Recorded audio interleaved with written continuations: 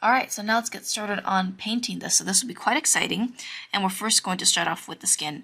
Now, if you are nervous right now about, suddenly starting watercolor like this, don't worry, because just think of this as practice, right? Yeah, it may look nice, you're drawing maybe like, oh, I tried so hard on the drawing, but then like ultimately, the more you kind of like think of this as a test, the less you care about it. So I think of like, although this is a nice drawing here, I'm just like, okay, well, I'm just going to test this and test my watercolor. So if it becomes ruined, then it's whatever. I can just draw another one. So if you think of it like that, then you'll be less likely to be so attached to it. So another thing is not being too attached with your work, meaning you want to view your work as a kind of like your child, but in a way not. You want to work hard on your drawing, but at the same time you want to have yourself understand that this isn't the end game. This isn't you could be your best piece. So in a way, it's kind of easily disposable. But anyways, let's just get started on painting in the skin. So I'm going to be using a wet on wet method. So I'm going to be applying a little bit of water into this. So I apply a little bit of water, then dabbed it on my napkin so it doesn't get too wet. And then I'm just going to apply some water on top. And this will help the color spread more.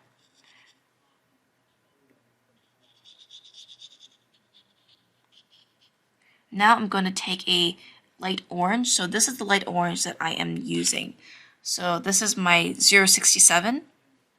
And I'm going to be using a little bit of that. I'm not going to be using a lot. Just a very, very small hint of it. I'm going to add a little bit more water just to dilute it. And then what I'm going to do is I'm going to paint really lightly on top. All across where I painted the wet on wet from. So the good thing about this watercolor paper is that you don't have to worry about it shrinking so much or shriveling up so much. You just have to worry about it. Actually, you don't have to worry about it too much. You just got to make sure that you don't put too much water. So notice how I have just a little bit of this orange here, and this nice orange. Whoa, that's a little bit too much here. So if it's a little bit too much, then I'm just going to spread it out with more water. So don't worry about that. So this nice wash will help us with our base, because we can always build on top. If you add too much, then it'll be a disaster, right? It'll be too orange, and then you can't fix it anymore, no matter how much white you put on. So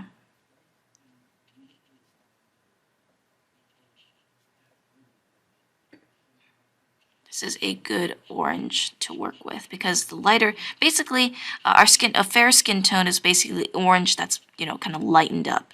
That's all it is.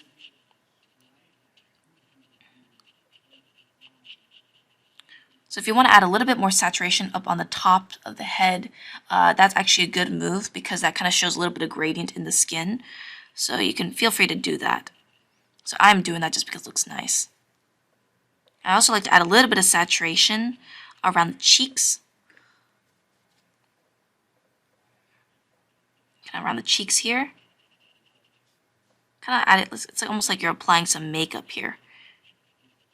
And I also like to add a little bit of pigment towards the bottom of the mouth. So I'm going to add a little bit of water.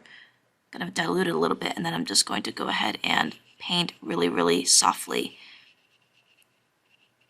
So notice how, because we're on a wet on wet method, all the colors are nice and smooth, and they don't have a nasty kind of choppy look. So use wet on wet for this technique when it comes to blocking in the skin.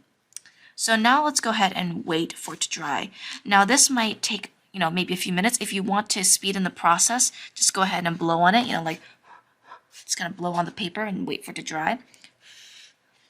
But I don't like to wait that long, so I like to kind of go and put in my shadows at this point. So once I blow it a few times and it starts looking a little bit more dry, then I will go ahead and take a number 197 here. This one. This is kind of like a sepia kind of tone here. So I'm going to use a little bit of that for my dark, and I'm making sure that I'm not adding too much dark, so I'm adding a little bit of water in between strokes.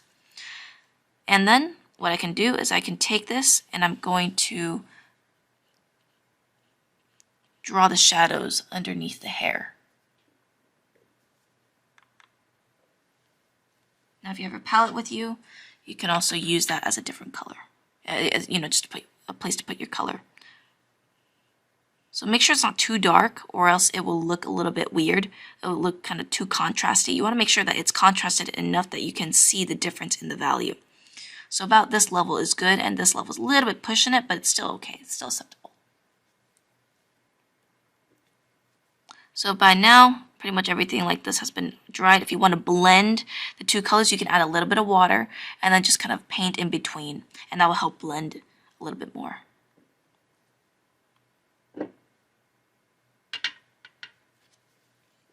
So if you hear all these clanking noises, that's me moving my arm around to kind of switch with the palettes and everything.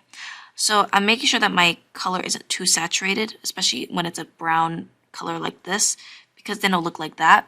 And you don't want that. You want to dilute it a little bit more. So I'm going to use some water, and I'm just going to push the color across. And leave it like that. And that's pretty good. So notice how nicely the watercolor paper is holding the water. That's a good sign, because that means your paper won't be destroyed later on. So just make sure that you have a good quality watercolor paper, and then you're pretty much set. So now I'm going to add a little bit of value underneath the neck area here. So if you want to add a little bit more value around the what's it called, below the face area here, like let me just eloquently put it around here.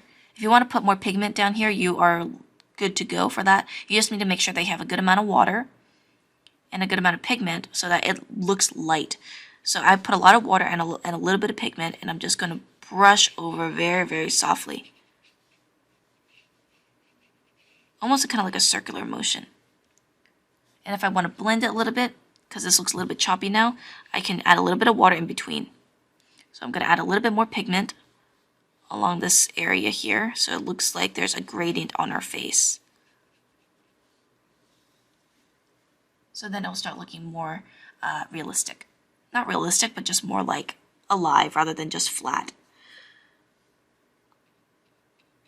Adding a little bit more of the number 197.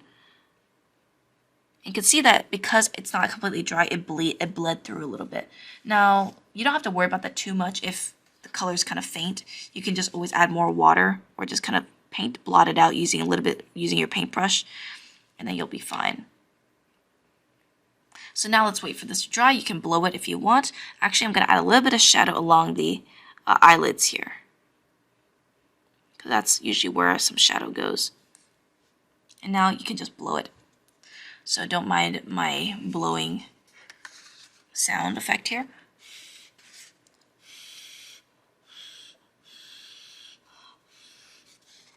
So there we have the skin. Then that is pretty much it for this video. Let me know what you guys think. Actually, before I end this, I want to add a little bit of blush, because why not?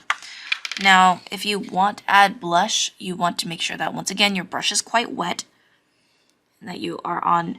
So I use number 14. This is a very, very bright red. So I'm actually going to dilute this a lot with water. And then what I'm going to do is I'm going to make sure that my paper is a little bit wet first, so that I can add blush more properly. And then I'm going to add the blush. So this is my very, very light red right across the cheeks. So the water helps blend seamlessly, blend the colors seamlessly, so you don't have to worry about nasty cracks around the face. So anyways, that's pretty much it for this video. Let me know what you guys think, and I will see you guys in the next one. Bye-bye.